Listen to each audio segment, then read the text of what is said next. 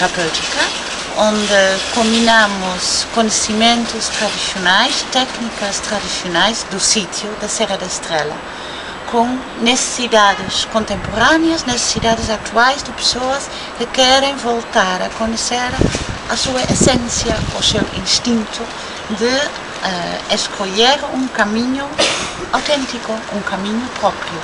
Olha, e és capaz de dar alguns exemplos de atividades que vocês... Ok, sim.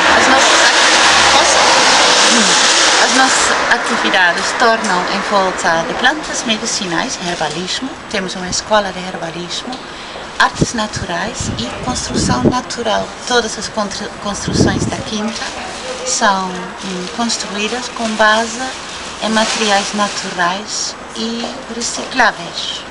Recicladas.